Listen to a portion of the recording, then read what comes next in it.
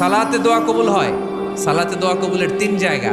একটা হচ্ছে তাকবীরে তাহরিমার পরে আমরা সানা পড়ি না, আমরা তো একটা পড়ি, আল্লাহর হাবিব সুন্নাহ এবং নফল নামাজে আরো পড়তেন সানা, ওই দোয়া কবুল হয়। দুই নম্বর জায়গা সালাতে সেজদায় পড়ে দোয়া করলে কবুল হয়। আকরাবু মা ইয়াকুনুল আবদু মির রাব্বিহি ওয়া হুয়া সাজিদ ফাকসিরু ফীহি দুআ।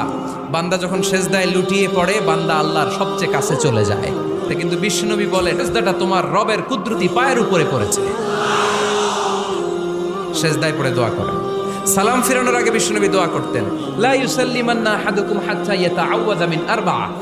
আল্লাহর হাবিব বললেন, চার জিনিস থেকে পানাহ না আছে আমার কোন উম্মত যেন সালাম না ফিরায়। তারা যেন পড়ে, আল্লাহুম্মা ইন্নী আউযু বিকা মিন আযাবিল কবর, আউযু বিকা মিন আযাবি জাহান্নাম, আউযু বিকা মিন ফিতনাতিল মাহইয়া ওয়াল মামাত, আউযু বিকা মিন ফিতনাতিল মাসিহিদ দাজ্জাল। আল্লাহ কবরের আযাব থেকে বাঁচাও, আল্লাহ জাহান্নামের আগুন থেকে বাঁচাও, আল্লাহ জীবন